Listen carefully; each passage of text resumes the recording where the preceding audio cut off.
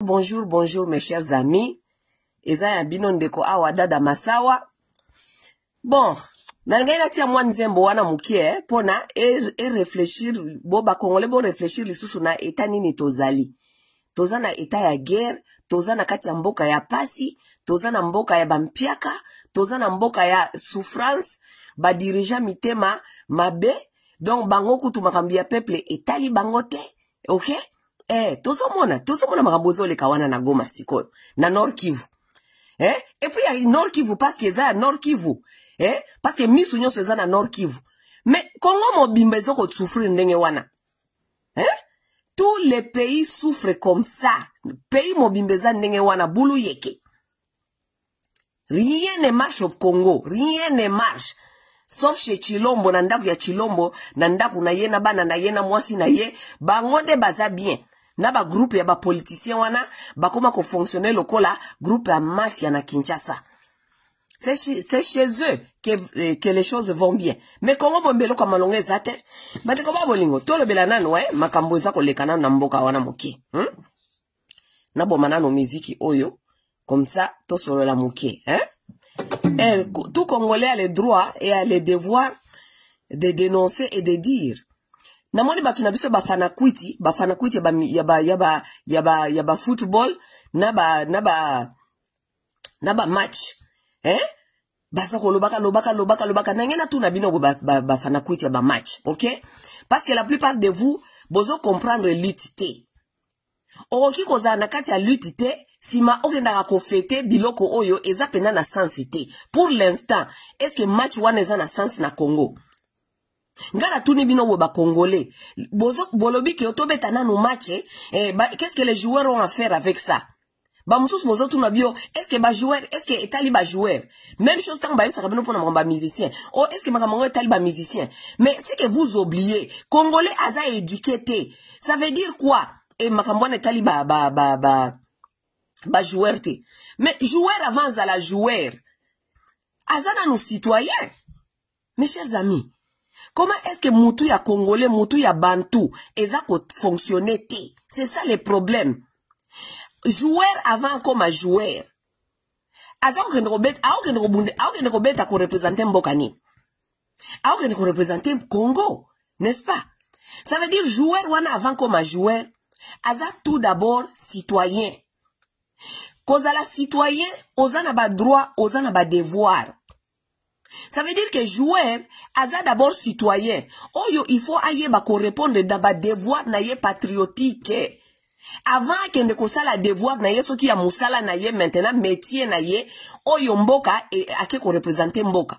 Mais aza na devoir, ya ko répondre na devoir d'abord patriotique. Parce que azali citoyen.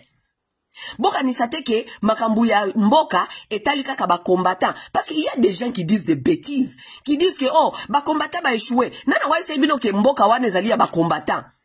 Ba combattant eza mouvement citoyen. Mouvement citoyen, ça veut dire que un peuple qui est conscient de ce qui se passe dans son pays. Eza musala combattant te, akende kozala atele misamboka. Non, ezali devoir ya citoyen nyonso. Oh, ba combattant ba échoué. Mais eza musala combattant te, combattant eza citoyen lokola yo, oke de kopesa responsabilité na combattant pona nini. Parce que combattant aza citoyen neti yo oza irresponsable, oyebite kozali citoyen ou bien citoyenne, oyo ozali appelé yako répondre na ba devoir na yo ya citoyen ou bien citoyenne.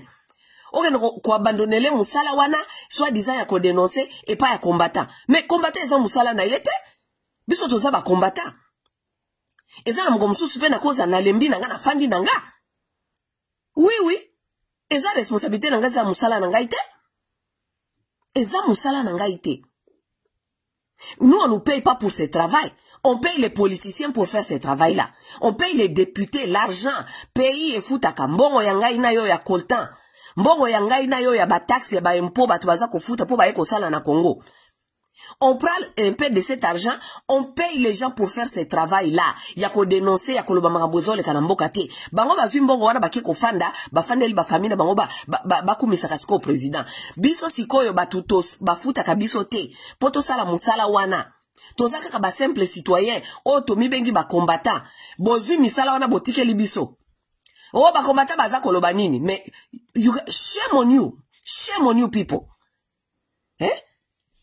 Yamana zoko yebisa bino ta na zo sabino ke congolais azana mayele te, azana mayele te. Il y a un problème dans la tête d'un bantou. Un bantou doit se questionner. Ça je vous dis la vérité. On ne peut pas changer ce qu'on ne comprend pas. You cannot change what you don't acknowledge. Vous ne pouvez pas changer ce que vous ne reconnaissez pas. Il faut reconnaître vos faillites mentales, émotionnelles, intelligentes. Pobo yeba ndenge ni akobongisa. Po mutu mobimba nazomo na tenengene mutu mobimba akoya koloba awa makambukeo ba kombata ba échouer. Kombata za politicien. Kombata za politicien te. Kombata ba futa kayete poisa la politique. Kombata za député te. Kombata za citoyen conscient comme tout autre citoyen, comme Yonangai, comme mutu nyonso. Bon, nous avons responsabilité minene ndengwana bobiso ba kombata ba échouer. Shame on you motherfucker. Fuck you people, fuck you. Bozoka. Mutu nyonso zongo bandengwana tie misapi na masoko. Bozoka. Des espèces des irresponsables. Ba kombata. Yo mona kombata zoka salaire. Poisa ya mboka. Kombata za être à part koleka yo congolais mususu. Po ozo ebakata responsabilité ndengwana opesa kombata. O masa bino bozoko lo banini mikolo bozoko lo beloko te. E bongo yo moko zoko lo banini. Na tie bino misapi na masoko. Boyo kinga ba irresponsable, pepe irresponsable. I put my finger in your ass. Na tie bino misapi na masoko. Ba peuple irresponsable.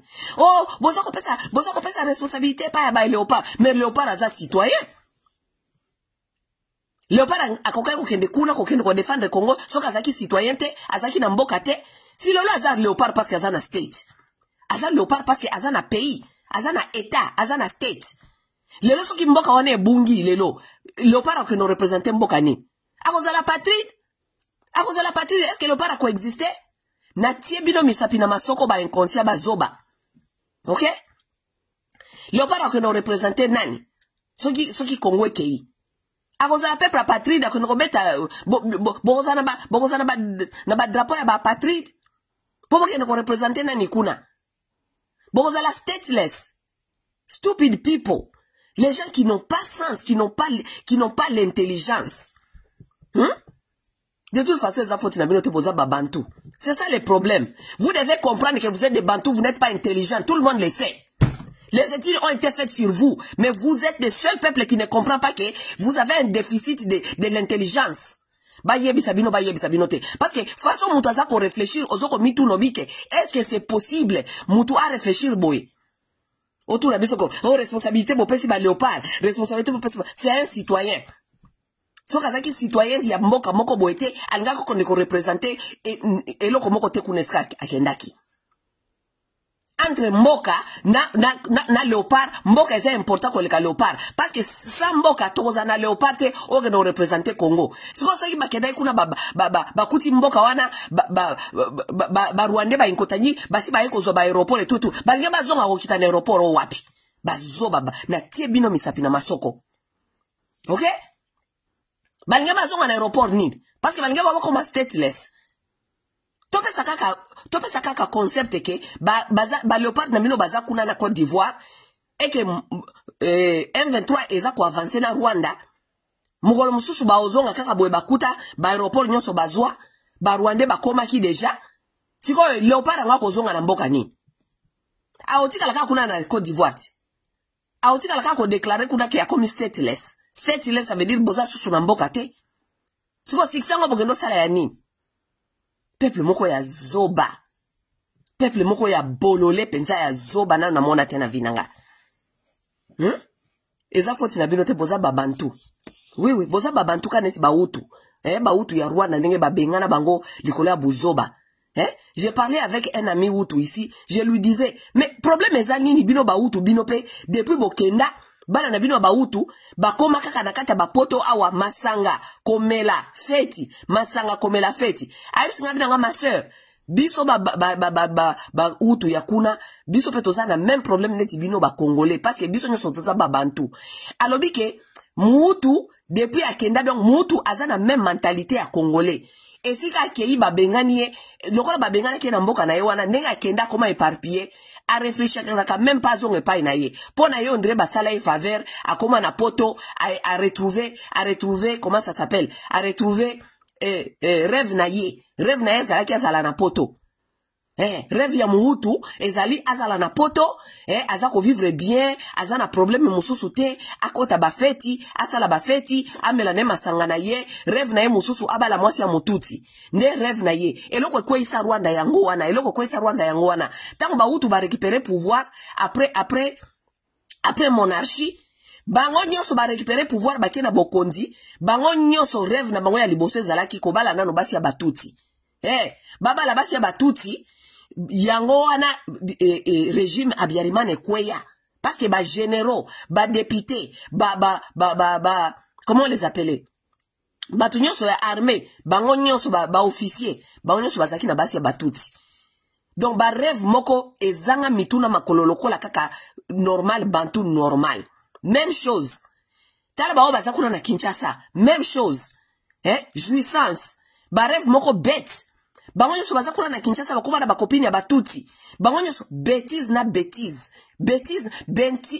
c'est égal à bantu c'est un nom bête bêtise et tondiene lokola je ne sais pas comment expliquer cela anyway tole kana makambuyo ya ba football baneko ba bolingo Félix Tshisekedi azosa la campagne awa a promettre ba congolais ke pona ko se faire populaire na isa kibino awa ngana bina bino ke Félix Tshisekedi makambo za ko yebisa bino boze la kaka campagne sila soki bo voter ye ou bien ba kosi bino ba reconduire ye Félix Tshisekedi akolobaka susu makambo za kolobate sur Kagame Félix Tshisekedi ayebi ko manipuler ba congolais ayebi langage nini ya koyebisa bino po boza bazoba vous avez les gens qui vous connaissent tellement ba yebi comment vous manipuler langage nini congolais alingaka koyoka awa tozo ko kende na ba élection pesa ye langage oyo ya yoka kalingaka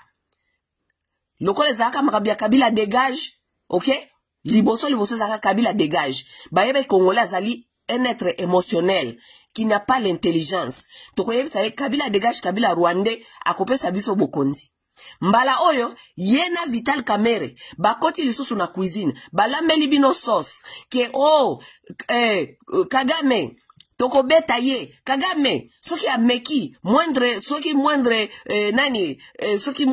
eskamushi soki nini bokomona ndenge toko sala ye balambeli bino sauce wana po bayebi ke congolais eloko alingaka koyoka yango wana parce que congolais a une intelligence te nous devons nous dire la vérité. Lorsque je dis congolais n'est pas intelligent, les gens disent oh ça konfinga ba congolais biso nyonso te mais toyebi ke toza biso nyonso te mais majorité na bino yango na mboka eza ndenge ezali parce que ezali kolakisa manque ya intelligence ya congolais yango na mboka ezali ndenge ezali. Lorsque je dis le congolais n'est pas intelligent yo se sentir que ozali offensé oui parce que toi tu n'es pas intelligent parce que ngai so babi ke ba congolais ba intelligenté na yebi que c'est la vérité na yebi que nani ba exception zanga kate oui. Mais lorsque tu te sens gêné là, c'est parce que toi tu es dedans avec ces gens-là. Oui, tu es dedans. OK? Balambeli ba congolais sauce. Oh, moi ngai, soki Kagame ameki kaka, soki na meki kaka koyoka kaka, et que ville moko ezwami, ngai soki na meki kaka koyoka, Kagame wana akomona ndenge na kosala ye, na kokitati kuna na Kigali, na kosenga permission. Chilombo depuis abanda mandat na ya 5 ans passé wana, atikala kosenga nani permission ya kosala loko. Chilombo conduit ce pays-là comme si c'était un royaume. C'était un backyard dans sa maison, na simaya lupangu na ye. C'est depuis quand Chilombo a senga permission pour na asala eloko na Congo wana. Ya asala kanyo so alingi. Bon, tout ça la projet ya 100 jours. Bo kende kozwa mbongo boyebo binsa. Atuna nani? Chilombo atuna kanani po asala eloko nini? Voilà Chilombo kosi bino. Oh, ngai soki bo reconduire ngai nakosenga soki parlement ba pesa ngai permission. Chilombo nana ko pesa yo permission. Yo toi tu ne crois même pas que l'état existe. Yo moko koma l'état, yo moko koma justice, yo moko koma nyonso. Chilombo. député o baza sikoyo wana 215 députés bazali batu ya ekolo na yo moko botie bango wana parce que babanda ko favoriser makambo nyonso yo lingi ko sala. Donc oza na besoin ya kosenga mutu te permission Chilombo. Tu n'as pas besoin de demander la permission à qui que ça soit pour na okende Kigali, okende ko attaquer nani Poro, oncle Poro Kagame. Oza na besoin de permission à mutu te Chilombo. OK? Oso ki basali kaka kamwa eloko kaka muke. Mais siko mbalo, est-ce que bomona ki Rwanda répondre bino? Rwanda répondre ki bino te, mais Rwanda répondre bino. Rwanda auti ko répondre bino na ko bwaka sikoyo bombe. Rwanda bwaki bombe. Parce que yo lobaki kaka moins lisasi. Ata lisasi ya muke Chilombo lobaki. Siko Rwanda beti lisasi te, abwaki nde bombe Chilombo. OK? Siko sala eloko siko tozoko ze. Depuis Chilombo alobaki ke akobwaka depuis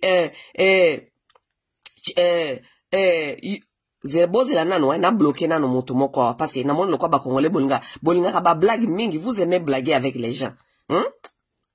Ozo mona ngana zana live, oza ko benga ngai comment ça s'appelle? Oza ko benga nga. Zelana na bloqué nano zoba moko boyawa. Po wane za ba blague ba congolais oyo balingaka ko distraire bato na bloquer nano yawa.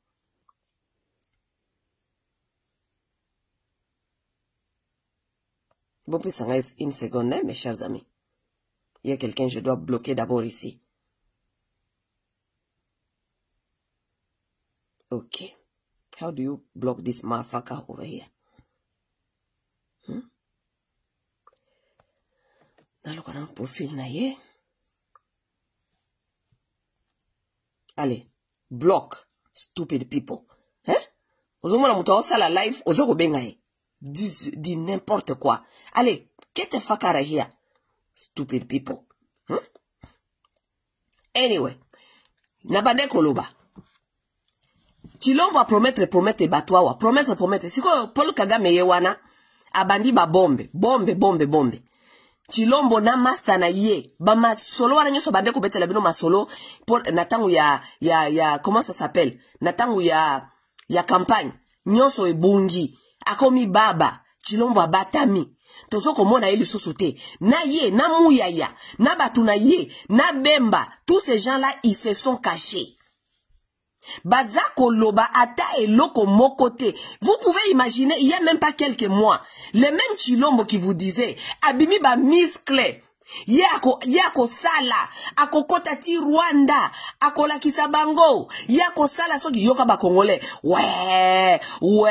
Tose Sabino, boyo kamakambo, de toute façon, on n'avait pas vraiment beaucoup de temps à perdre parce qu'on connaissait que Chilombo savait très bien que il faisait face aux gens qui ne sont pas intelligents. Il peut vous dire tout ce qu'il veut parce que vous êtes moins intelligents. Donc vous ne pouvez pas rien comprendre.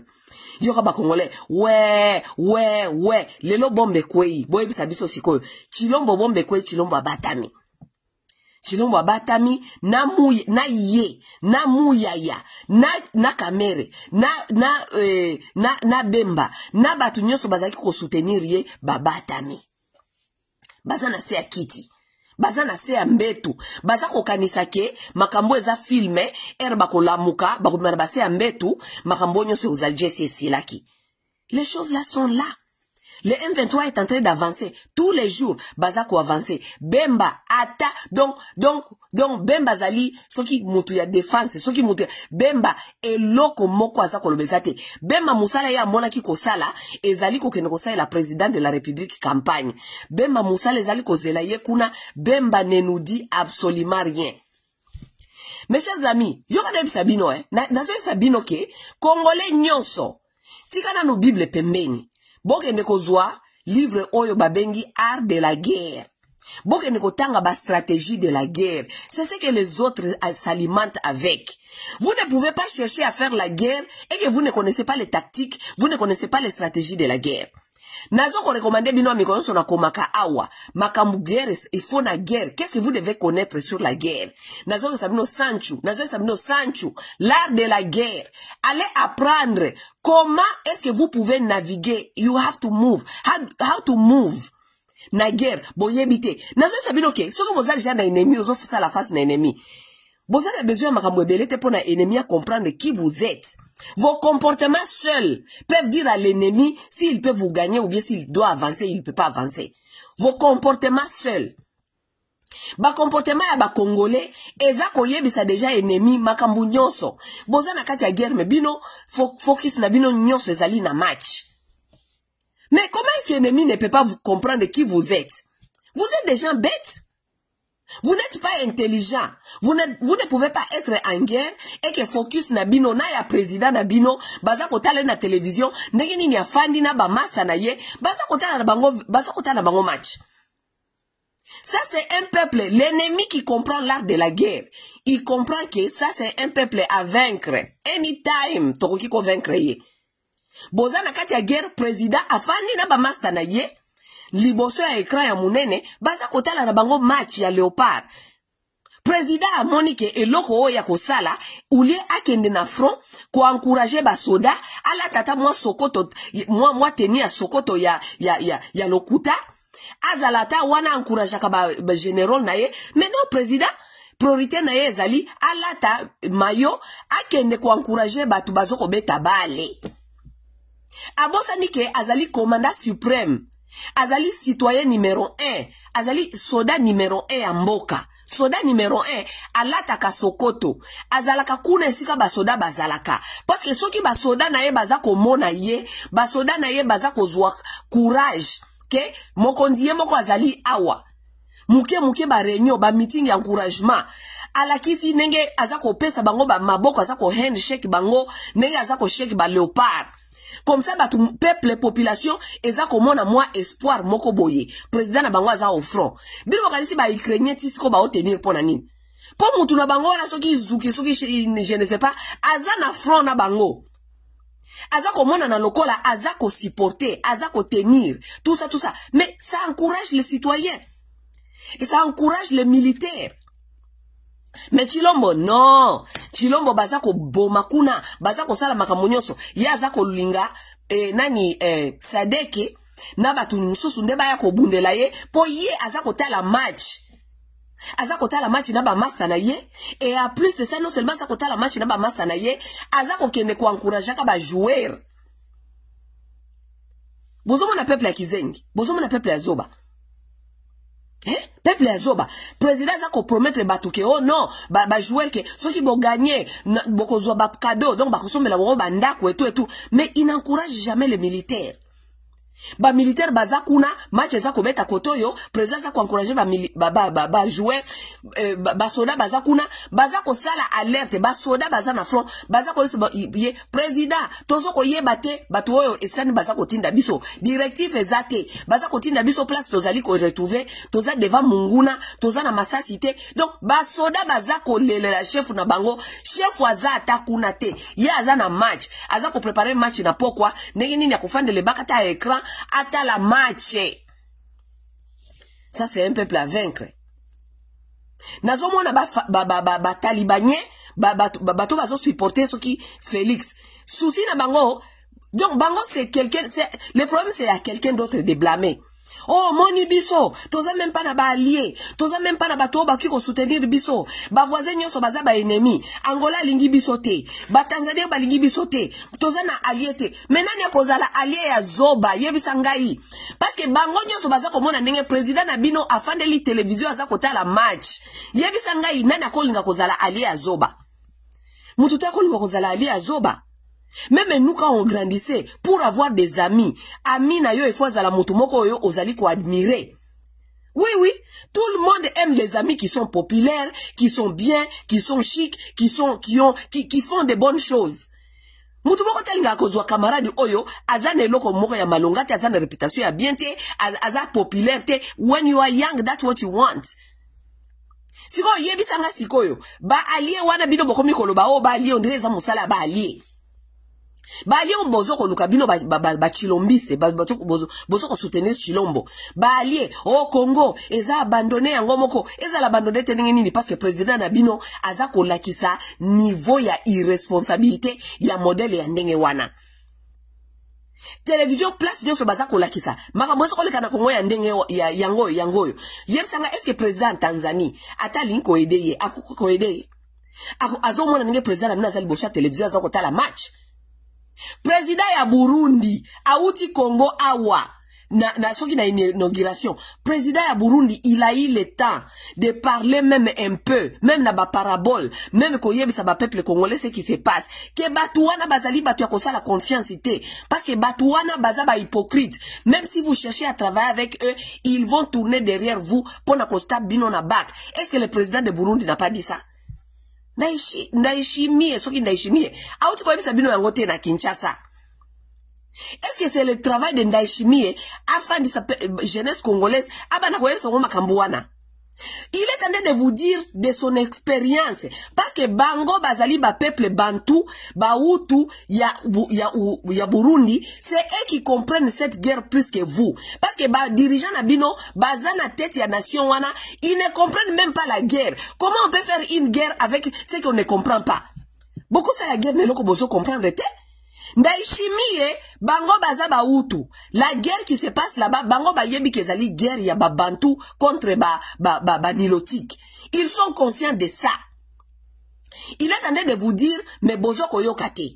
Je suis sûr qu'il a parlé à Tshisekedi plusieurs fois, Tshisekedi alin koyokate. Parce que Tshisekedi veut à tout prix être l'ami de Tutsi. Eh, bango ba liba sala ba camarade ya batuti. Rêve na bango ba sala ba masa ya batuti, baba la basi ya batuti, rêve ya baluba oyo baza ko soutenir Tshisekedi, baba la basi ya batuti. Parce que tant que Tshisekedi alobaki ke les Banyamulenge ce sont les Congolais.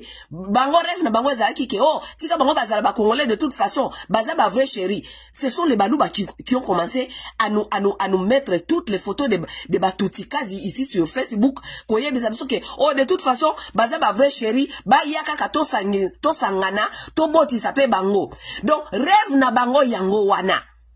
Rêve na bango ba rwandophone ba tuti ba koma ba congolais ya solo po bango ba banda ko bala bango officiellement e ko zasu makambi ko bata mate ba banda ko bala bango officiellement ba banda ko botisa bango officiellement e koma légal.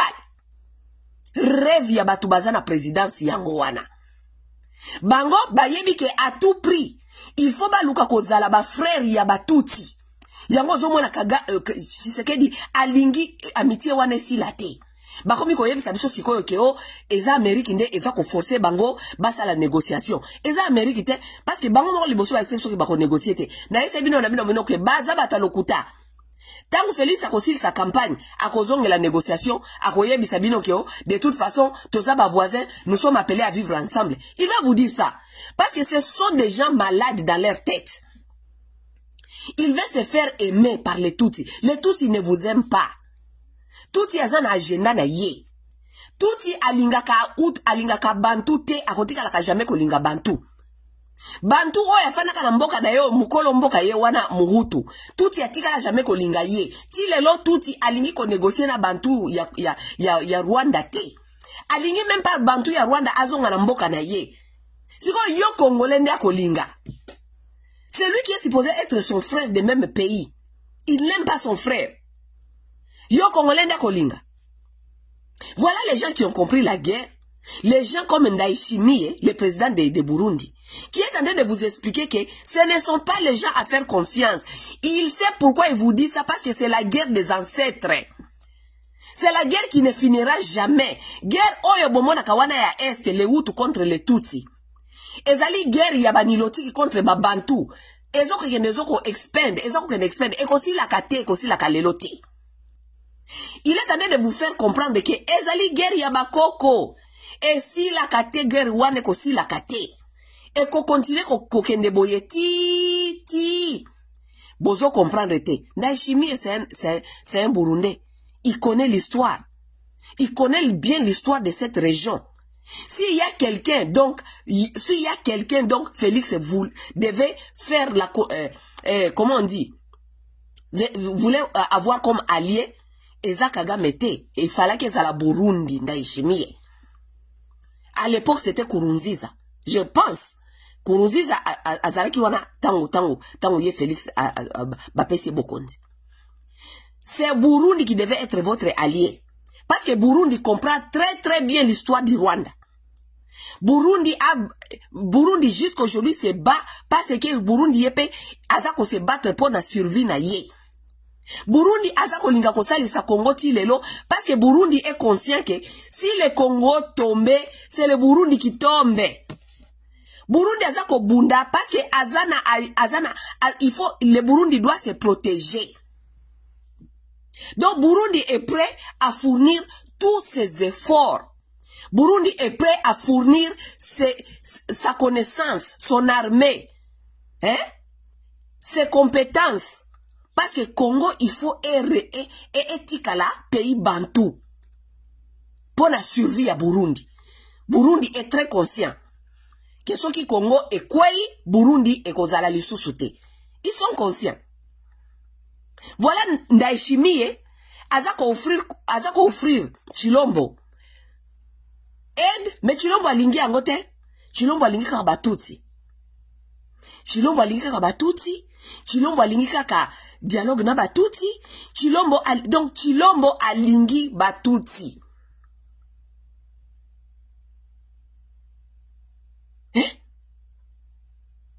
Chilombo akende kozwa moi connaissance mouke et pas yaba Tanzanien. Parce que Tanzanien Tanzanien bakoke ko soutenir Chilombo, bakoke ko soutenir Congo. Mais Tanzanien baza na problème bazomona ke ba Congolais bango moko baza sérieux te na makambo na bango. Tanzanie ayebi ke Congo ekweya te, Tanzanie aza na survivre ako survivre.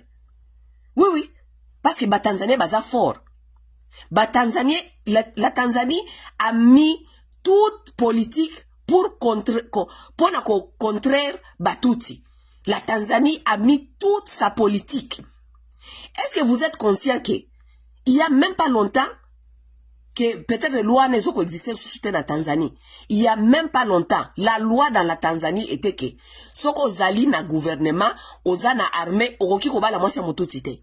Ça c'était la loi légale. Parce que Tanzanie est conscient que batu oyo bazana problème. Ce qui tobandi ko dima bango awa n'importe comment, tokoya ko se retrouver na problème. Tanzanie est conscient que le Rwanda est tombé parce que bautu o bazalaka kuna bakendaka ko bala basi ya Batuti, bakendaka ba généraux na bango nyoso bakendaka ko bala basi Batuti. C'est pourquoi le système Habyarimana est tombé. Donc Tanzanie a mis des barrières. A commis ça yango loi na mboka na ye. Okoki kozala na politique te, okoki kozala na armée te, okoza officier armée te, sokoza na mwasi ya Mututi. Donc tu dois choisir. Ça c'était la loi en Tanzanie. Lorsque les Batuti ont quitté comment ça s'appelle, le Rwanda pour fuir, bakenda ko se réfugier na Tanzanie, na Uganda, na Burundi, na Congo. Lorsqu'ils sont arrivés en Tanzanie, vous savez ce que les Tanzaniens leur ont fait? Tango bakoma ki na Tanzanie, Tanzanie a obligé bango a isi bango ke awa boye ki réfugié. Makambu ya Batuti awa ezati. OK? Esika okomeli wana. Mbala moko soko liko fanda awa, mbala moko okomi tribi wana. Ça veut dire soko za Mututi okomi na Kasai parce que okima ki pa na bino refuge. Tolingi koyoka awa te komi benga ka Mututi. OK? Mututi, fini l'histoire de Batuti. Soko okomaki na Kasai, okomi Mutetela, okomi Muluba, okomi Musonge. Place okuti okomeli wana, pepe wana yo okuti wana, okomi bango directement. Voilà comment est-ce que les Batuti n'ont pas pu continuer à faire leur tuti power en Tanzanie.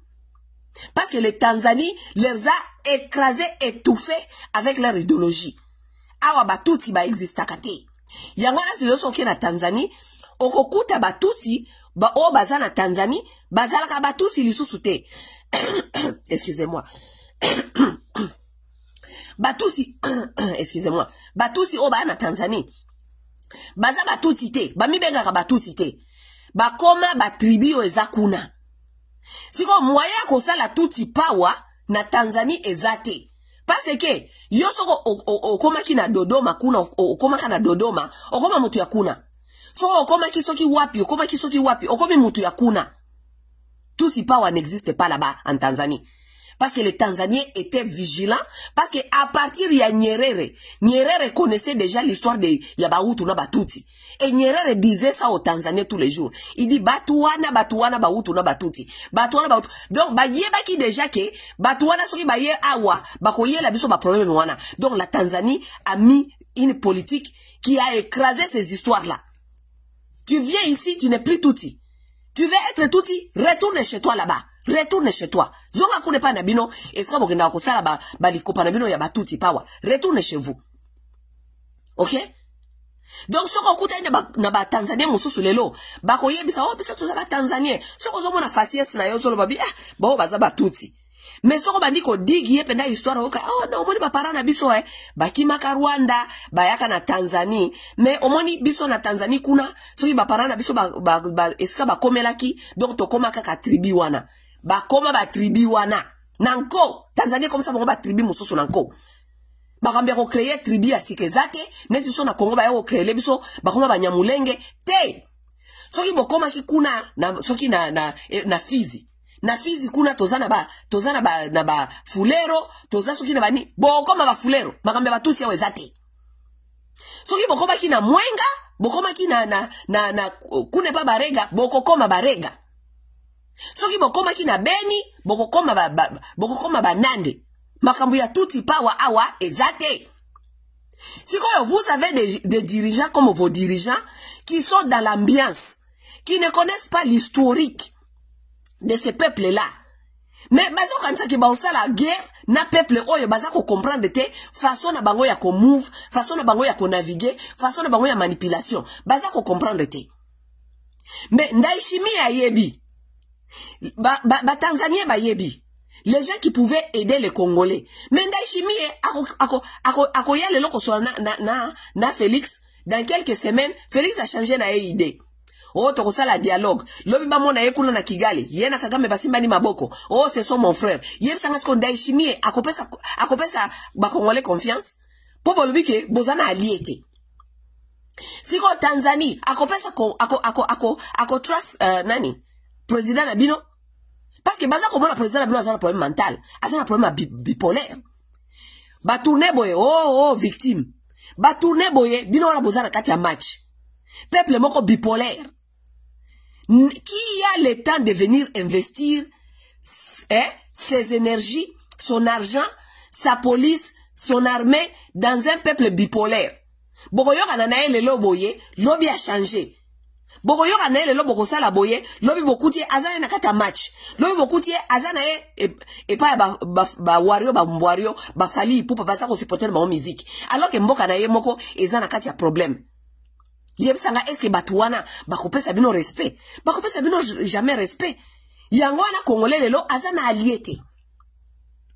Mais en même temps, Rwanda, malgré que Batumingi bayebi que ce sont des manipulateurs, mais ce sont les gens qui continuent à se faire des alliés. Ce sont les gens qui continuent à se faire des alliés. Parce que baza komo nanake, baza batumoko baza sérieux, malgré manipulation na bango, mais baza sérieux na makambaza osala. Muke bafandi boy oh génocide. Muke bafandi boy oh génocide. Oh biso ba momaki biso. Mais soki motali ndenge baza ko évoluer na mboka na bango, baza sérieux. Baza ko yiba Congo, oui bien sûr. Mais baso sa na mbongo wana na Congo. Baso toge pa ina bango. Baza sérieux na makamba osala. Yebisanga ba oza ba partenaire tenengeni. Ba oza ba allié tenengeni. Parce que pour votre information, soki bo yebite, boke même na YouTube, il y a même pas 3 semaines. Burkina Faso na Rwanda. Bauti kosala ba alliance ya sika. Vous n'avez pas vu ça? Burkina Faso oyo kaka ya Burkina Faso. Oyo tozo kokumisa ba leader na bango ya sika. Bango na Rwanda bauti kosala ba alliance ya sika. Tangu Rwanda zali kosala ba alliance na batu ndenge wana. Parce que Rwanda se cherche des alliés oyo bakuki koya ko salisa ye au cas où il va se faire victime encore que azako bunisa Congo ba Congolais bazako boma bango. Nana kuko tinele ba soda. Nana koya ko appuyer ye. Et jusque là tozali komona ke bango côté ba allié donc baza musika baza ko mener guerre na plan nyoso. Même ya ba allié tala lelo Angola ilinga kasusu koyoka makambo na bino te. Pourquoi parce que Angolais bango moko ata baza babantu baza komona bino boza seriete. Sassou Nguesso aza komona bino boza seriete. Zambie baza komona bino boza seriete. Mutu moko te aza kozwa Congolais au sérieux. Parce que bino moko boza sérieux na guerre na bino te. Vous n'êtes pas sérieux à votre propre guerre. Rwanda outi ko se former allié mosusu Guinée. Batuana nyoso azako se former ba allié, azako former ba allié. Sikoyo, botala sikoyo Kagame sikazali. Vous étiez dans votre bêtise ici, yaba match. Kagame azaki awa na breakfast prayer. N'est-ce pas azaki na breakfast prayer awa? Na breakfast prayer na ye botala mutazali na sima na ye. Na kote la bino photo awa. Les gens qui ont mis les photos de ça, vous avez vu qui était derrière lui? Qui était derrière lui? Rouberwa. Rouberwa, soi-disant un Congolais. Il était derrière Kagame. Donc, bafandisi bango, obviously. Bafandisi Kagame, Rouberwa. Mena boke de Kolanda, speech ya Kagame. Makamunini alobaki kuna na breakfast prayer. Wana tangu ya zako loba biloko kuna, bakongole baza distrait. Parce que ces gens-là connaissent que tangu bango ba osala ba move na bango, baza ko sala ba move. Bino boza na kati ya distraction. Vous êtes dans les distractions. Bozana kati ya match. Président Abino, wow, match, wow. Kagame zako loba na breakfast prayer. Analyse. Bino batu ya Chilombo. Analyse ya discours ya Kagame na breakfast prayer. Vous n'avez pas fait. Vous n'avez pas fait cette analyse. Mais il faut aller écouter à ce que Kagame a dit là-bas. Qu'est-ce que Kagame a dit?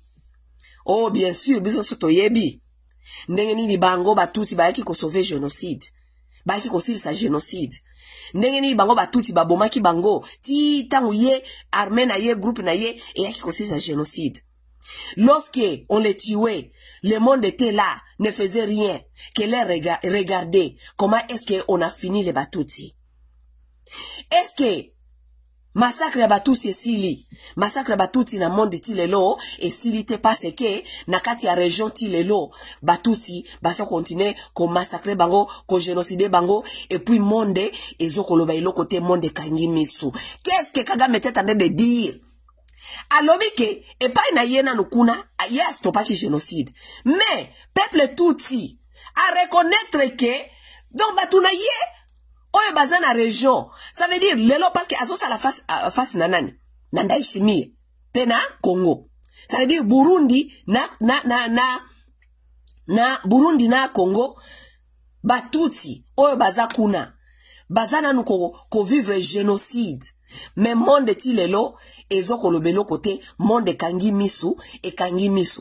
Ça veut dire que azali koya koyebisa communauté internationale que c'est lui le sauveur de batuti.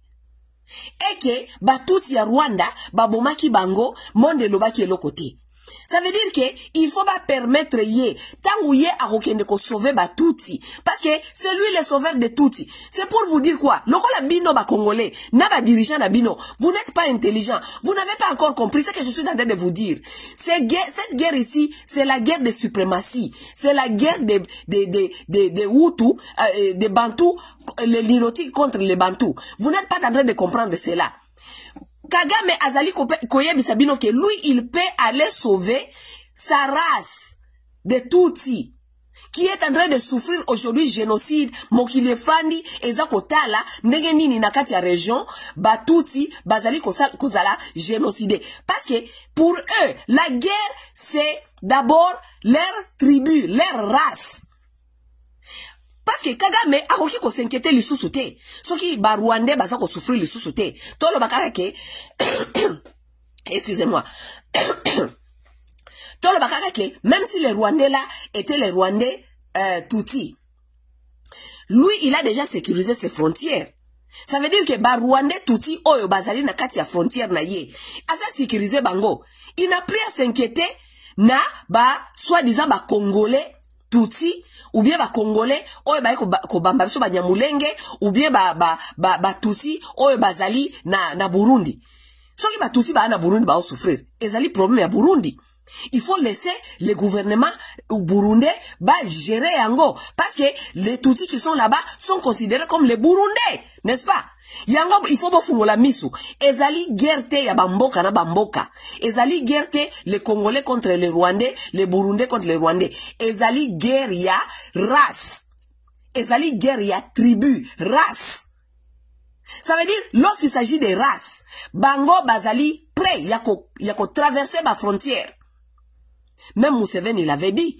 Museveni était ici en conflit avec Kagame, avec les Rwandais. Museveni a dit, oh, we cannot let our people. Bango balobakate na terme ya Rwandais. Bango balobakate na terme ya Ougandais. Bango balobaka na terme ya our people. Ça veut dire que s'il y a un problème là-bas au Rwanda qui touche les Tutsis, nous tous les Tutsis qui sont dans l'Ouganda, qui sont partout, nous viendrons mettre nos mains parce que maintenant, comme Makambuya ba Tutsi. Bantu n'a pas encore compris que la guerre est lancée, c'est la guerre les nilotiques contre les Bantous. Vous devez voir ça na Miss Wana. Parce que Kagame a lobby en goku na breakfast prayer. Que ba Tutsi oyo bazana na kati ya région bazali ko se faire génocider et que monde ezali ko tala. Lobi soki Kagame azui masasi ake ko défendre ba Tutsi oyo bazali ko souffrir na monde ko yeba ke oui c'est lui le sauveur de ba Tutsi. Il est allé sauver ses frères. Malgré soi-disant ba frère yango baza ba Congolais ezali sous problème ba Congo ya Congo te. Maintenant c'est son problème. Problème ya Tutsi oza na Congo wana, eza problème ya Congo te. Eza problème na ye, c'est lui le sauveur de Tutsi. Et lorsqu'il était à ce breakfast là, Isaac nanani na simanae Azarias Ruberwa, son frère Tutsi. Ça veut dire lelo, si vous regardez le rôle que Kagame joue aujourd'hui, parce que soi-disant Tutsi o basa na Congo, basa pe na Burundi, yebi ke Kagame c'est quelqu'un qui est influenceur. C'est quelqu'un qui influence aujourd'hui beaucoup de choses. Ça veut dire que il faut bango ba djembela na simanaye, Kagame a comme voix na bango. Vous voyez? Ça veut dire maintenant Kagame est devenu la voix des nilotiques, des Tutsis. Là où il est, il doit avoir les Ruberwa derrière lui. Parce que Ruberwa, c'est un soi-disant Tutsi, Congolais. Mais le problème de Ruberwa n'est pas ce n'est pas être Congolais. Son problème, c'est d'abord être Tutsi. Oui. Si vous avez dit oya ba Congolais, ba fandi baza ko comprendre ba anjete, ba niga ba nabino baza kuna, baza ko lobamba kabona ba oya ba Tutsi. Bino boza kotoyo, boza kolo ulebo solo la bande ko na bino, oyo baza ba Bantu. Bo faire bango comprendre stratégie ya masolo oyo. Non, boza atakuna te jingi ba yebi même pas. Problème ya guerre oyo zaningini. Ils ne sont même pas au courant du problématique de cette guerre. Nakomaka awa, na pesa bino parmi la stratégie de la guerre, il y a Sanchu alobi boye. Soko lingi oye bakobunda, soko lingi oye bakobunda ko sala guerre. Soko si oyebi ennemi. Yeba ke pona osa la face na ennemi ko nekobundisa yesiko, soko za ko préparer guerre. Il faut qu'on yeba ko attaquer et loko ya liboso ko attaquer zali stratégie. C'est la première chose d'attaquer, la stratégie. La deuxième chose d'attaquer, ce sont les alliés, les alliances. Troisième, ezali armée. Sikoyo, ba Tutsi, stratégie na bango ezali nini? Tutsi power. Ok? Stratégie na bango, ko manipuler batu, po baye ba ko comprendre Tutsi power te. Bango bazongsi, bafandisi stratégie na bango derrière génocide, on a été tué, baza ko linga ko boma biso, ko silisa biso et tout. C'est ça la stratégie. Stratégie ezali tout power mais babombi na sima ya face ya génocide. Ça veut dire que pona ko bandana no ko bunana batu wana, il faut ko boma stratégie wana. Vous devez tuer cette stratégie. Vous devez combattre cette stratégie. Et par combattre cette stratégie, il faut boye ba ko monter ya bino stratégie. Boye ba kolobake ezali guerre ya batuti te. Ezali guerre ya suprématie tuti. Ezali guerre ya ba nilotique, bazali ko bundisa ba bantu, baza ko boma ba bantu, pona ba bantu batika ba terre na bango. Parce que tant que Paul Kagame a sa communauté internationale que on est en train de tuer les Tutsis dans la région jusqu'aujourd'hui. Mais où sont les Bantous pour dire que Bota la Batuo et Bakoufi na Congo, plus de 12 millions de morts. Et ça va Tutsi ou bien ça va Bantou? Qui a perdu beaucoup de gens dans cette guerre si ce ne sont pas les Bantous? Qui sont en train d'être déplacés sur leur terre si ce ne sont pas des Bantous? Qui sont en train d'être massacrés chaque jour, fuir, mourir par la famine, mourir dans le camp des réfugiés, si ce ne sont pas les Bantous. Obviously, les Bantous. Mais comment bango bakoki kokende ko feed histoire wana na communauté internationale, pour la communauté internationale, ezo bango ba victime, les vraies victimes, baza kuna baza ko souffrir. Pourquoi? Parce que vous avez des dirigeants qui n'ont pas compris la stratégie de cette guerre. Qui n'ont pas compris la stratégie que la guerre est faite contre les Bantous. C'est la guerre de la suprématie Tutsi. C'est la guerre de la suprématie des Nilotiques. C'est clair. C'est vraiment clair que de l'eau. Stratégie. Bozo bundi sangote. Bango bao gagner bino la stratégie. Ba gagner bino la stratégie. Parce que stratégie na bango za ko marcher. Petit à petit baza ko avancer. Bango ba yebi pourquoi baza ko boto la bino mabele. Mais communauté internationale. Ba pona ko accompagner bango. Baza ko accompagner bango ba yebi keza lokuta. Mais avec les alliés. O baza ko ne ko zo ba alliés. Baza ko faire croire ba alliés que bango baza ba victime. Baza ko se faire tuer parce que ce sont les Tutsis. Et ça marche cette stratégie. Donc la stratégie là doit être cassée. Les Congolais doivent savoir que ça la guerre, avant obanda ko ça la guerre, il faut boyer bako bunda sur quel plan? Le plan sur stratégie, ko boma stratégie, ko boma balie, si mande oboma ko bunda sa armée. Parce que tant que bobomi stratégie, bah tu vas comprendre la vérité. Tant que bo casser ba allié, tant ba allié ba comprendre la stratégie, ba allié ba se retirer. Les alliés n'auront pas de choix que se retirer. Et surtout, les alliés africains ou bazali ba bantou. Même ceux qui ne sont pas bantous peuvent comprendre maintenant qu'est-ce qui se cache derrière East African Community. Ok? Lorsqu'ils seront isolés maintenant, ils n'auront plus des alliés, c'est maintenant il faut frapper l'armée. Mais bon, Chilombo za koyebi sabino, aoke ndeko bundi Kagame. Chilombo zoba bolole un civil mutu ya matonge ayebika kosala ba fete ayebite ndenge nini babundaka na yena muninga na yebemba bayebite ndenge nini babundaka babundisaka d'abord stratégie bobundisi bokase ba allié sima bo frapper armée parce que armée na bango kozala faible bakozala susu na allié bakozala susu na stratégie parce que stratégie na bango ezali exposé eza faible mutu tako ya osalisa bango. C'est ça, c'est comme ça on se bat. C'est quoi yebi sangai na Bemba na Félix na Naza Mayele pona ko lead guerre wana ya Congo mutute bango yoso batu ya nzambe batu ya kosambela batanga ka livre ya ba stratégie ya guerre j'ai paru que batanga ata bazawana batanga ata art de la guerre ya Sancho batanga yangote parce que soki batanga guerre wana et que ils ont compris l'art de la guerre de Sancho, ils sauront comment naviguer, comment faire leur pas ba yebe le côté.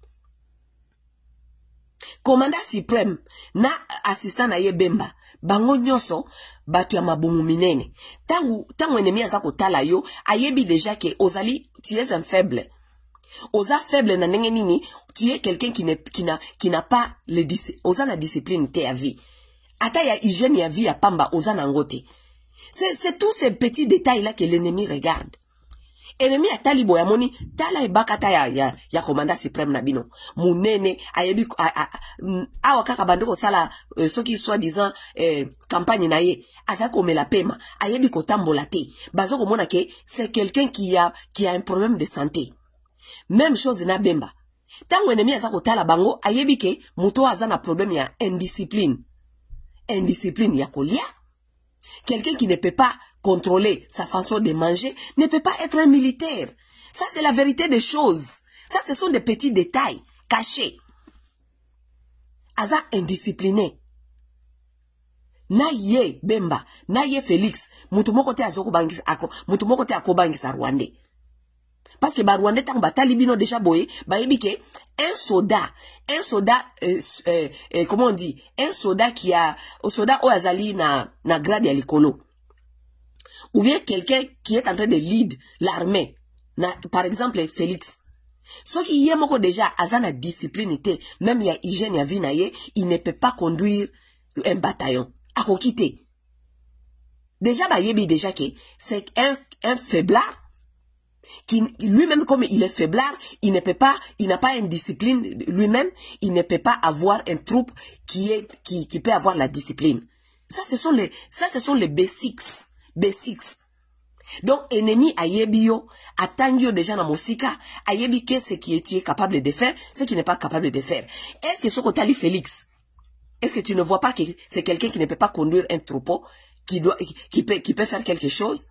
Yango zoko mona ke indiscipline eza na kati ya armée na ye. Parce que vous avez un commandant suprême qui est indiscipliné, même na kolia. Même na sentiment na ye. Aza indiscipliné na sentiment parce que c'est quelqu'un qui montre ses sentiments émotionnels même ya bale na télévision. Est-ce que banguna baza kotala? C'est quelqu'un qui est émotionnel, hyper émotionnel. Il ne peut pas contrôler ses émotions. Tant que ozo sa la face na monguna akoki koyeba te eta na yo ya émotion. Lokola na yebisaka ba Congolais awa na yebisaka bino na bino ke ngai masawa naza véritable soda. Parce que ata mokolo moko te boya komona nga awa na yekotiela bino matanga. Oh nazana matanga, oh nakufisi oncle, oh nakufisi cousin, oh nakufisi ndeko, oh nakufisi nini. Nakoki koti yango te parce que eza état ya faiblesse.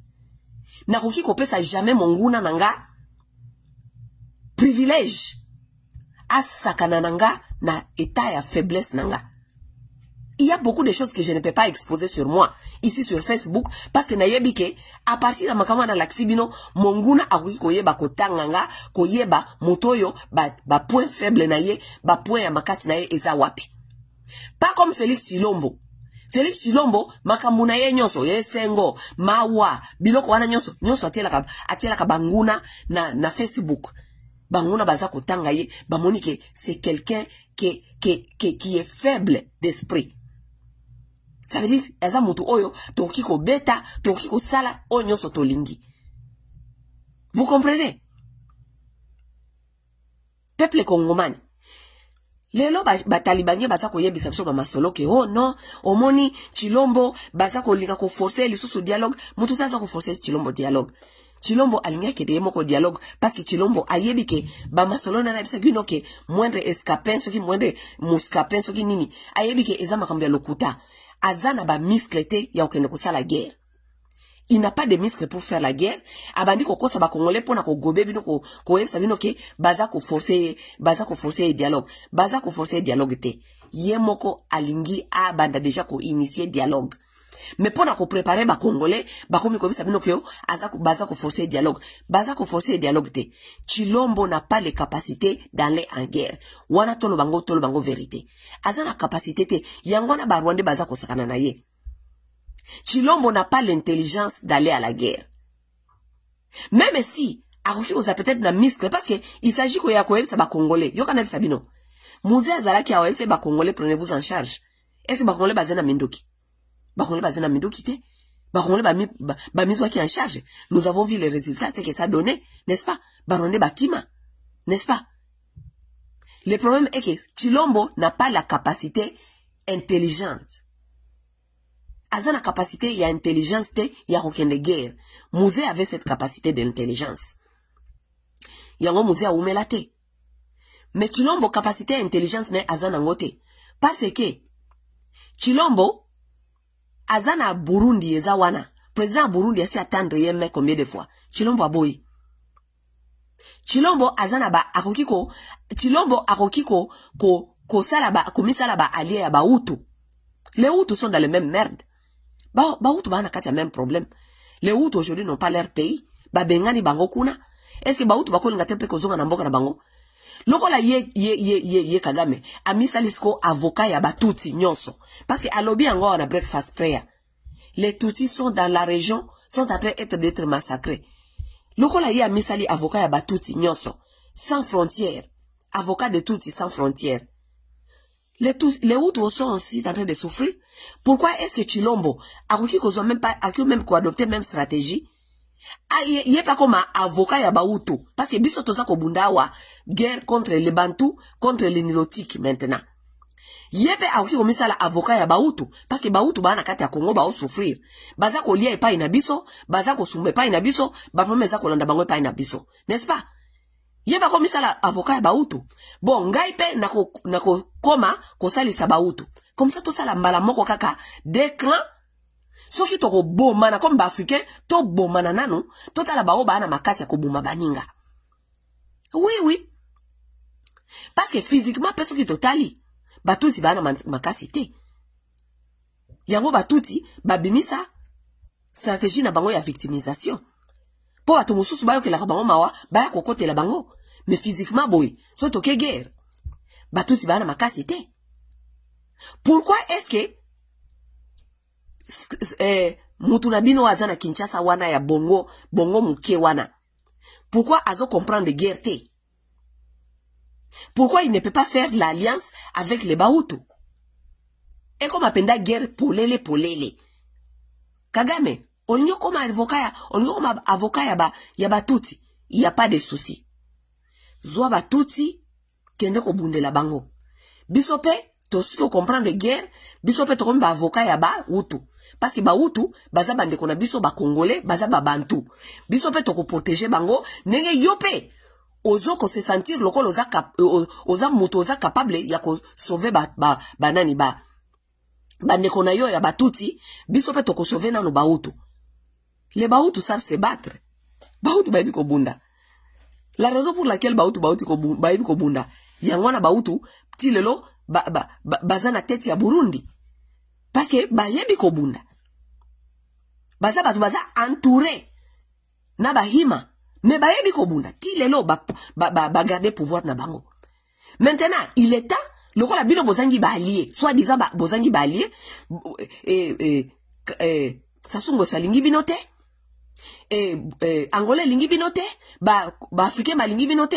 Mais les Hutus sont là à votre service. Ils sont en train tous les jours de vous tendre la main.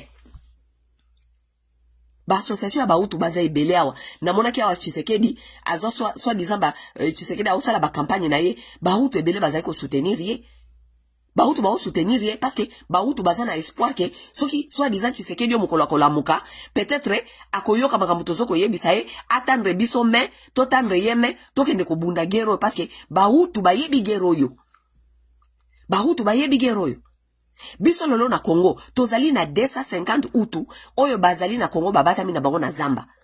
Bahutu bazali éparpillé ti na Sud-Afrique kuna, côté à Mozambique, tous ces espaces-là, baza ko benga na bango parce que Kagame bazo ko sala propagande kuna na diabolisation ya Bahutu kuna. Bahutu wana baza ko benga na bango kuna lokola banyama. Bahutu wana bayebi ko sala bilanga.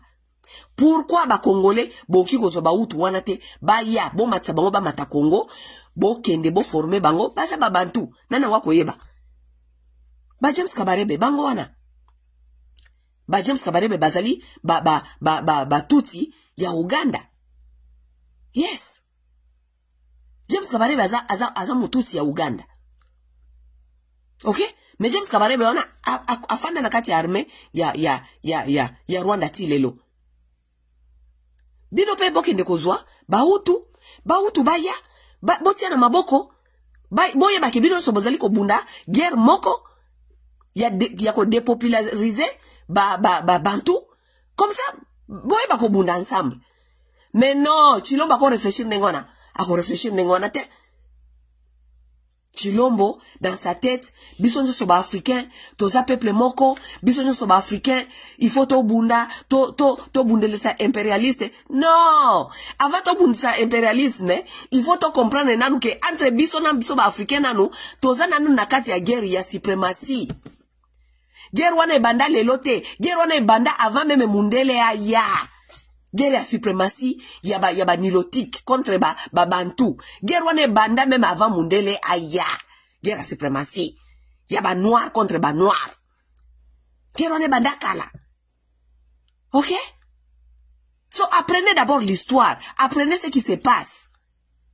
Avant mon kanisake, boko proposer batu ba guerre et que un moindre ce qui escamoche au kende na Rwanda. Ok na Rwanda ndenge ni yom tozo comprendre guerre te. Tshisekedi. Okine Rwanda ningeni. Okine Rwanda te. Okine Rwanda te.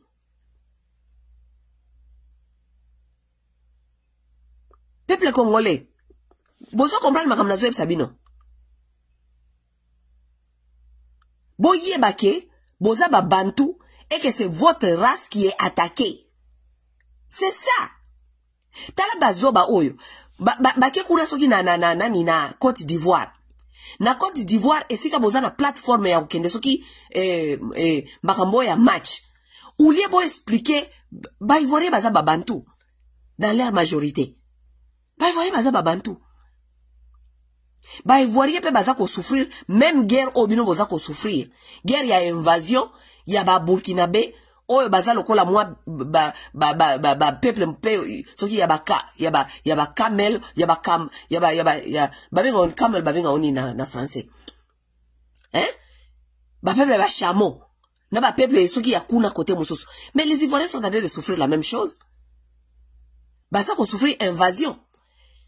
Ça veut dire que tant bokomi kuna na Côte d'Ivoire, il fallait maintenant expliquer les peuples ivoiriens oyo baza en majorité bantu bo expliquer bango que guerre oyo ezali guerre ya banilotique contre ba bantu baza ko exterminer biso ba bantu baboto la biso ba place parce que ndenge wana bazali ko move à partir de bazali à partir de East Africa kuna likolo baza ko move ti ndenge bakomi ti côté ba Congo bako continuer ko move. C'est la même manière ils ont conquéri des terres d'en haut là-bas, bakiti, nenge bazo continue ko kita. Nenge bazo continue ko kita, baza ko continue ko kita, ti bako koma ti bakotoyo. Bako yati ko bengana bino nyonso. Ça veut dire, ba Ivoirien, ba Camerounais, ba Angolais, tous ces gens-là ne doivent pas comprendre cette histoire, nenge bino bozo ko expliquer bango. Oh, ezaka kaba guerre ba minéré, ezaka guerre, oui, guerre minéré pona mindele, mais pona ba tuti, pona ba région, ezali guerre ya suprématie. Ezali guerre ya suprématie. Exterminer les Bantous.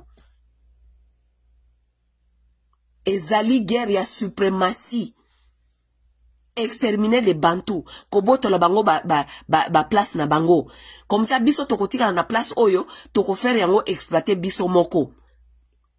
Bilo kanisi na ba Est Africa kuna iska ba tusi bazali bele. Bokanisi ba minéraux za kuna te.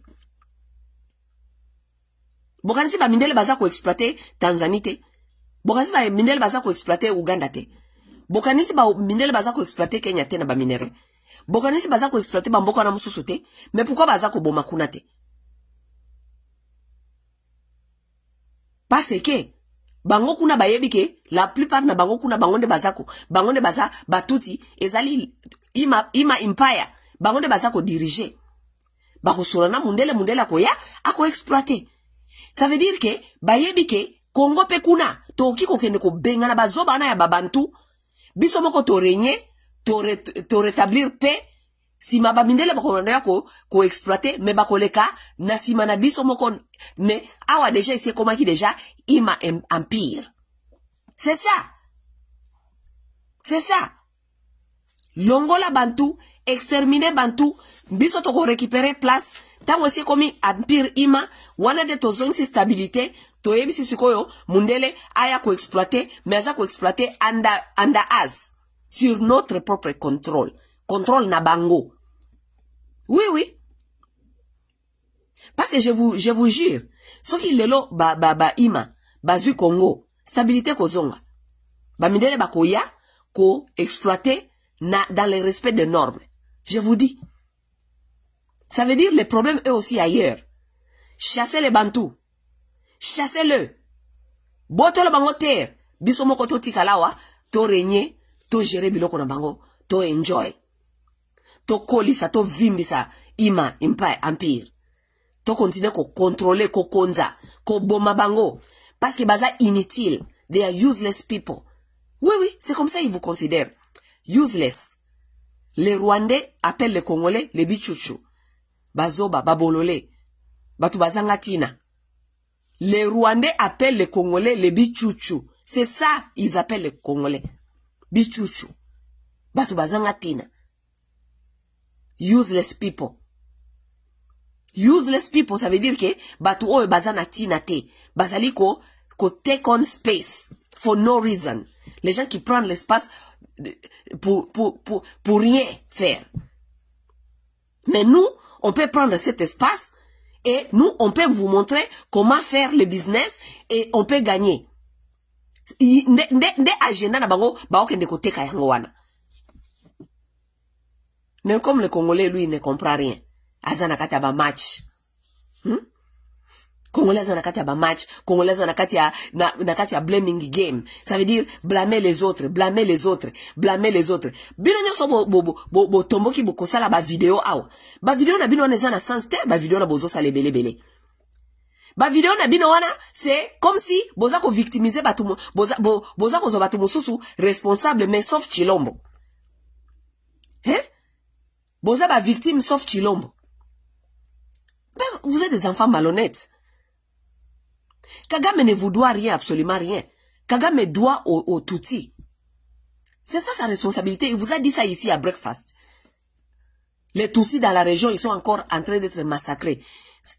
Kagame ne vous doit rien. Il doit au Tutsi. Il doit au Tutsi Empire. Il doit au Tutsi Power. Il doit à Ima Empire. Il doit à son peuple de leur donner des terres. Le Rwanda est trop petit. Nous avons besoin de l'extension. Il doit à son peuple. Combien de fois il doit vous dire ça? Kagame ne doit pas aux Rwandais. Kagame ne doit pas aux Hutus. Ok? Détrompez-vous. Kagame doit aux Tutsi. Et n'importe où se trouve le Tutsi, lui il est son avocat. Parce que les Hutus sont au Rwanda. Ils sont dans le Congo aujourd'hui. Ils sont en train de souffrir. Les Hutus sont au Congo. Est-ce que vous savez que Kagame kuna aye awana oni ou bien na ba breakfast prayer na ye po ya kolobakio, les Hutus sont là-bas dans le Congo, ils sont en train de souffrir. Il y a ceux qui n'ont pas connu le génocide, mais moi et toi, bako trier bango ezalite, toza ko senga ba ressources parce que ce sont nos compatriotes rwandais qui sont en train de souffrir. Bo pesa biso ba ressources, o to ko yeba ndenge nini, to ko repatrier bango bazonga. Ce n'est pas son problème. Kaki paka kokolo. Lui, il est là-bas à l'ONU, en train de faire l'advocacy de Tutsis qui sont dans la région, qui sont au Congo, qui sont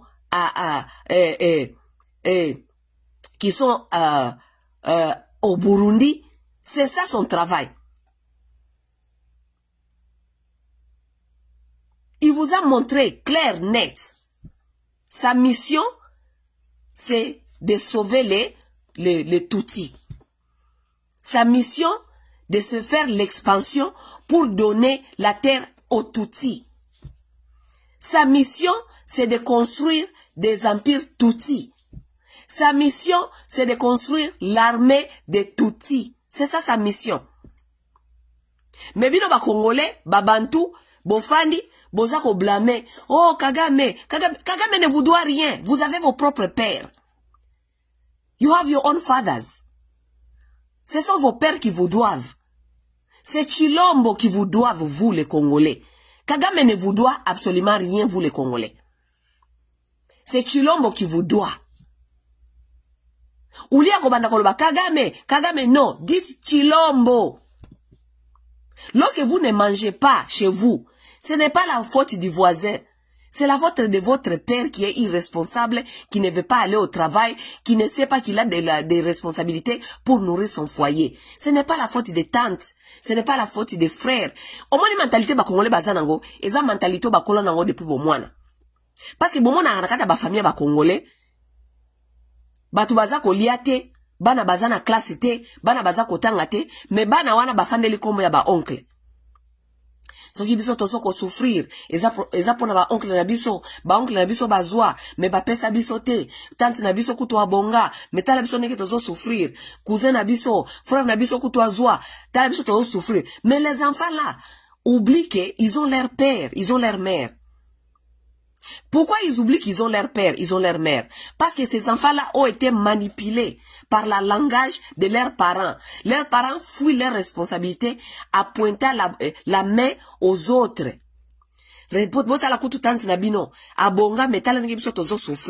Directement, bana, focus na bango et comme il pas tante. Sans qu'on se rende compte que, non, attends une seconde. Tante yé pas dans la famille na yé. Tante a dans la responsabilité na yé. Tante doit aller se battre pour nourrir sa famille. Mais pourquoi est-ce que mon père veut que tu focaliser nani énergie n'absurde qu'on blâme tante? Voilà les enfants congolais. Aujourd'hui.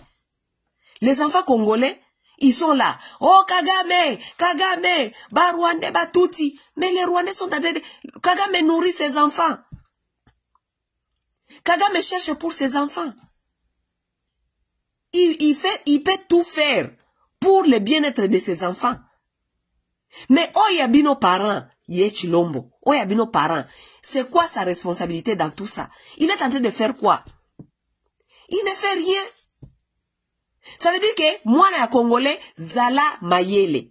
Zongi sa responsabilité nandaku. Soko oza ko liate, oza ko tangate, ezali faute ya voisin te, eza faute ya oncle te, eza faute ya tante te, ezali faute ya papa na yo azali irresponsable. Papa na yo a préféré ko kende kotia mbongo ya mandoki ou bien mbongo ya kubongsa mboka nakati ya buzoba, nakati ya bafete, nakati ya bamache, nakati ya biloko wana. Eza faute ya tata na yo. Yo zangi uniforme, eza faute ya tata na yo. Yo zangi bilia, eza faute ya tata na yo. Eza faute ya voisin te, eza faute ya tata na yo. Yo soko oza na sécurité te, eza faute ya tata na yo. Parce que papa na yo, il faut s'assurer que bofani na quartier ya malamu te, il faut yaza na sentinelle po akenge la bino bana na ye. Eza faute ya voisin te, eza faute na yo, ya tata na yo. Ok? Lorsque vous allez commencer à retourner cette responsabilité à vos dirigeants, parce que ce sont eux vos responsables, ce sont eux vos pères. C'est à eux cette responsabilité. Lorsque vous allez commencer à les mettre de pression, ils vont changer. Mais quand ils vont bango pression te, ba fanda ba na Kinshasa baza ko lia, baza ko mela, bino boza ko ganga ba voisin. Oh, tozana ba aliete, tozana le côté. Et ça faut na bango te. Et ça faut aliete, et ça faut voisin te, et ça faut occidentaux te. Parce que occidentaux azali ko exploiter même na East Africa kuna, aza ko exploiter. Maintenant azobo ba Kenya te. Bilo organise que ba occidentaux baza na Kenya te. Mais pourquoi ils sont pas en train de tuer le Kenya? Parce que ba Kenya ba yebi limite. Ba yebi ba dirigeant na bango baza ba responsable pour na bango. Ba ko permettre biloko wana te. Ba Kenya ba yebi ko tenir ba dirigeant na bango responsable. Ba mindele baza ko exploiter te na Tanzanie. Baza ko exploiter na Tanzanie. Pourquoi ba ma Tanzanie te? Parce que ba dirigeant Tanzanie ba yebi ko protéger bana na bango. Ba yebi ke toko sala kope bato ba kuko bilia mais protection na no aussi bana nanga ba kufate. Mais pourquoi kaka ba congolais? Parce que les gens là ont compris que na bana ba congolais na ba parents na bango nyoso baza ba irresponsable. Les enfants congolais leur focus c'est ailleurs. Si ce n'est pas de blâmer les autres parce qu'ils ne peuvent pas blâmer leurs propres parents, ils sont dans la distraction, ils sont dans la balle, ils sont dans la musique, ils sont dans tout ça. Bana ba irresponsable. Kaka neti ba parents na bango. N'est-ce pas? Si ko bino bat bo fandeli ba vidéo boza ko blâmer, boza ko sala soki ba plateforme ya, oh, bakangi munoko, babeti masasi, bakangi munoko babeti masasi. Chilombo a sali vidéo pour ko sabino keo, nous sommes dans un état de guerre. Papa na bino moko ye moko.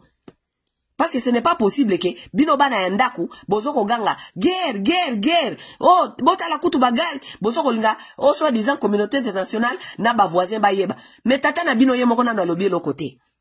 Déclaration de la guerre na mboka wana botika la jamais atako sala yango.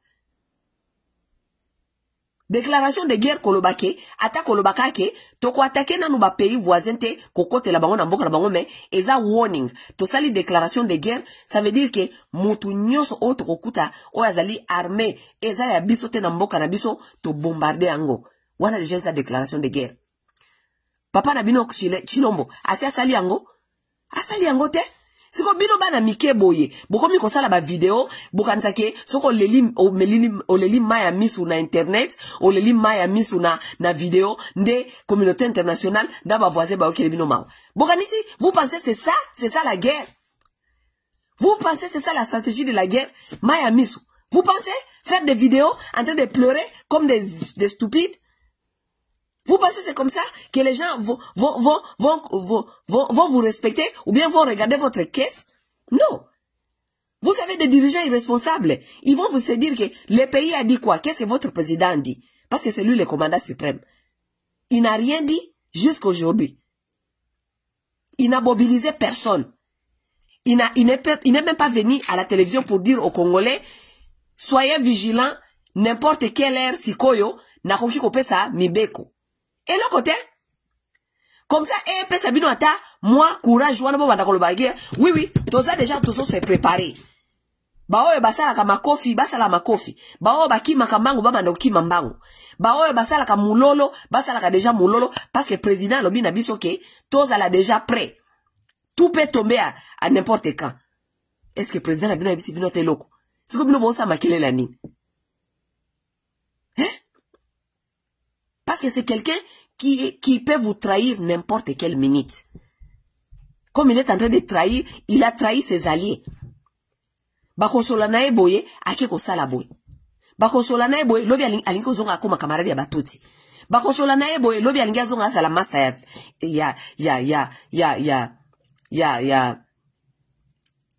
lobi azonga sala master ya Kagame.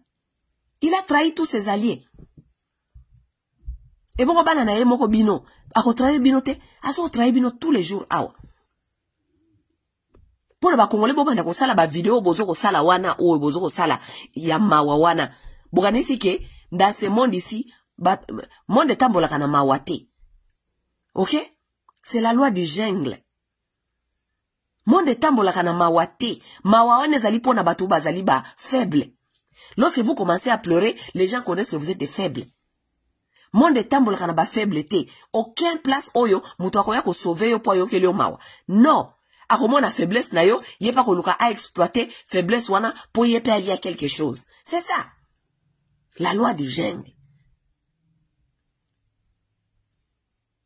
Yé Tshisekedi, il fallait qu'il aille bisa peuple congolais nenge musée à l'obaka. Na peuple congolais, prenez-vous en charge. Toza na niveau awa oyo, biso toyebi lisusu quoi plus quoi faire.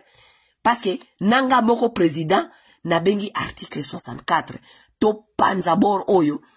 Oni ke Chilombo soka bengi article 64 na mboka wana ye moko président a bengi article 64 parce que tokomi na point oyo tomoni ke peuple na pays ezwami en otage parce que article 64 ce n'est pas seulement donné soi-disant bino ba congolais bo bundisa gouvernement pona yango. Non. Eza article oyo même état congolais et kiko ko faire appliquer. Parce que état congolais et kiko bandeko yebisa biso mikolonyo sote ke oh non mon eza communauté internationale, eza complot international, eza complot international. Non. Article 64 ezali même l'état congolais akoki ko jouer article 64 parce que ezali ko permettre na congolais nyonso parce que biso nyonso pe neto sali état. OK? Congolais nyonso ayeba komi prendre en charge ce qui azali prise en otage. Ça veut dire état congolais ce qui se sentir que ezali prise en otage par communauté internationale na ba voisin na batu nyonso oyo ebite ndenge ne ko se défendre état congolais kiko ekoloba article 64 pona biso nyonso na l'état parce que tozo komona susu te ndenge to s'en sortir to bengi article 64 to panzi makambo nyonso comme ça to bandela à zéro comme ça tout à l'heure ceux qui to sauver mboka wana parce que ce n'est pas possible bozana kati ya mboka état mobimba ya irresponsable mikolo nyonso ebenga East Africa Community mabe East Africa Community soit disant ekei misusu ekei te zali wana parce que mama Samia auti ko biso ke East Africa Community bazana no wana bango pe ba Tanzanie baye lisusu ko bakisama lisusu na SEDEC baye en fonction ya SEDEC bango pe baye SEDEC pe ye SEDEC etali lobio bango ba comprendre ndenge masulango zo kendete bango pe baye baboye nanu ko bunda bafandi ba otala makambo ndenge zali ko kende SEDEC o toyebite wazalendo soit disant ba biso to bunda na wazalendo azali civil biso to bunda kana ba civil te il faut to bunda na armée to ko bunda na armée te po ba biso ke o état congolais ko loba ke o armée zali infiltré mais ce que état congolais décide toi est-ce que wazalendo comme armée ou bien ce qui état congolais est comme useless ça veut dire ils sont efficaces parce que bolui que ils allaient infiltrer pourquoi garder l'état armée congolaise ou vous allez ko perdre mbongo ya ko continuer ko futa pourquoi garder l'état armée congolaise yoka l'état irresponsable et lobby boy malgré eza ko yana batu mususu baya ko aider ye metango batu wana baye bakuti des ordres baso ko yebate ndenge ya ko naviguer parce que état congolais oroki ko yebisa te batu oyo bazali ba armée oyo ezali professionnel tangu baye na terrain na bino oyo se bango bino ke o non bo bang so baye ke bango armée ona baye ke ba kozala accompagner il faut pas accompagner na armée na bino FARDC mais sikoyo état congolais tellement que azali na confiance te na armée na ye alobite non FARDC ba ko bunda te parce que ba généraux na ba soda bazakuna baza ba infiltrer ba soda ba pesa ka bango na 1+4 moye to ke ko bunda ezate na armée toti yango na pembeni boke ko bunda na wazalendo okay siko ba armée ona yeko salsa bino batuni bino wazalendo bango baza banani o ezali groupe ya ba rebelle mais non ezali contre ba loi ya armée moko te sérieux kiko ya na mboka na bino po pesa ngo groupe ya ba rebelle et accompagner bango ke bango de babuna na bango mais ce n'est pas du sérieux il y a pas du sérieux excusez-moi hein il y a pas du sérieux dans ça armée mon côté ekoya ko bundela bino po boke ne ko faire yango accompagner na soi-disant groupe rebelle sikoyo armée oyo ti lelo Congo elobakaki ezolobakeo moyen FARDC ezal efficace ezalite moyen FARDC ke ne ko bunda ezalite moyen FARDC sikoyo FARDC ngo lokola boyebi ke eza nango efficace te et comme nango moribond pourquoi FARDC existe pourquoi bofuta ka FARDC donc boza ko bungisa mbongo ya peuple ko futa FARDC soit disant boza ko soma masasi boza ko pesa FARDC za moribond c'est vrai ça. Pourquoi FARDC ça coexister? Ce qui bino moko boza conscient que FARDC ezali infiltré. Pourquoi ne pas travailler pour désinfiltrer FARDC? Qu'est-ce qui manque? Kolongola ba infiltrer na FARDC. Qu'est-ce qui manque? Qu'est-ce qui manque? Ya kolobake tokoki lisusu kondima ba Rwandete na kati ya FARDC. Pour l'instant, ceux qui vont camoufler ngo bien ko pakolangwa taber. Kolobake pour l'instant, tolongoli tous les rwandophones. Mutu oyo ayebi kazali rwandophone pour l'instant.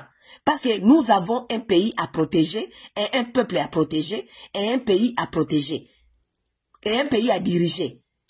Ça veut dire que tout mutu nyonso azali sujet rwandais. À cause de la kati armete. Parce que nous voulons nettoyer ces pays et diriger ces pays. Et protéger ces peuples et ces pays. Tout si mutu nyonso o azali rwandophone à cause de son armete. Pona ko camoufler ngo même ko kende même plus loin kolobake mutu nyonso oyo mutu nyonso peut-être te kolobake peuple nyonso oyo azali kongomani mais azali na frontière na Rwanda ou bien Uganda akokota sous armée te mikolo. Peuple nyonso oyo aza na este, oyo aza na mélange. Oyo sali lokola moi mélange. Parce qu'il y a des peuples là qui sont dans la mélange. Tout le baka vérité pour baninga na ba congolais ba timba. Eza na peuple oyo eza na este, eza peuple ya mélange. Peuple bashi, eza peuple ya mélange. Peuple havu, baza ba peuple ya mélange. Tous les bashi, tous les bahavu, tout, si tu es mouchi, tu es mouhavu, okokota sou armete. Ok? Longola peuple wana nyoso na armée. Pour l'instant, on vous enlève, vous tous. On ne veut plus vous voir dans l'armée. Parce que nous avons un pays à diriger, nous avons un pays à protéger. Peuple est neti, ceux qui baso suspecter neti, au kokota armete. Au kokota armete. Qu'est-ce qui manque à ces gens-là de faire ces travaux-là? Dites-moi, qu'est-ce qui manque? Parce que tant que yoko lobakeo, tolongoli ba Rwandais nakati armée. Et les Rwandais ba komisi yango sujet ya koloba. Oh non, omoni, biso ba modeli biso kaka, parce que biso tosali ba Rwandais, non bolba non tolongoli pe ba mushi. Tolongoli pe ba mushi nyonso azana kati armée a Longwe, muhavu nyonso azana kati armée a Longwe, bato nyonso kuna bazala ba frontière kangami, eke bazali ba peuple ya mélange ba Longwe. Siko toyoka siko ba Rwandais, ba kokende kopesa argument nini ke balongoli bango na kati armée. Mais parce que besoin ba dirigeant baza stratégique te, ba yebi ko bunda te, ba yebi loko te, ba yebi ko proposer loko moko te. Ba préféré ba fana na armée, oyo bazali bango moko baza conscient, ba yebi ke armée zali infiltré, ba ko sala nango loko moko te, mais armée yango efandi wana, boso mela kango minduki, bope ba mususu bo tina bango na front nanu, bopesi bango minduki te, parce que minduki ezate, parce que boko pesa armée yango minduki nyonso te, parce que armée yango eza infiltré, mais en même temps, wazalendo baza kuna et tout, mais c'est quoi? C'est quel désordre? Quel désordre? Quel désordre? Si ko gera ngo kosila kamoko nini ube kosila ndenge nini. Gera ngo boko ganya kango mokolo nini. Parce que côté nyonso bozali, donc vous êtes faillite dans tout aspect de la guerre. Dans tout aspect de la guerre, bozo ça la faillite stratégique. Boza na faillite stratégique. Allié, ba alliance, boza na faillite, ya ba allié. Armée, boza na faillite na armée. Siko guerre boko bunda nenge nini? Boko bunda nenge nini? Toloba te. Peuple congolais, vina yo, ezana maboko ya irresponsable. Ta vie est dans la main d'un irresponsable. Vos vies sont dans les mains des irresponsables. C'est ça votre sort. Vos vies sont dans les mains des irresponsables. Les gens qui ne savent pas ce qu'ils sont en train de faire, mais bozo lo bakaka kyo, to pesa bango chance. Oh, to vote bango baloyo, au moins liboso e ba yeba ki makabamade penda ko sala te bo siko mbalo ba yeba makaba osala. Parce que nde argument yango wana bino bando soutenir Chilombo. Ki omoni liboso wana ayeba ki makamba zako sala te. Toza na kati ya deuxième mandat. Est-ce ayebi makamba zo sala? Mbalo ayebi. Mandat ne ya liboso. Il fallait qu'il déjà prouve bino que c'est un incompétent. C'est un moins intelligent. C'est quelqu'un qui ne sait rien. Que c'est fait, que ça la fait, na ba musique. Deuxième mandat yango ekoti, toza na kati ya guerre, même pas toti décembre awa. Excusez-moi. Décembre awa, ba élection est aussi là. Janvier, février, azongi na kata musique, ba match. Toi na kati ya guerre. Bolingi to pesa e chance asala. OK. Biso toza na bino, tondimi to pesi e chance. Mais bino, ako nyonga bino.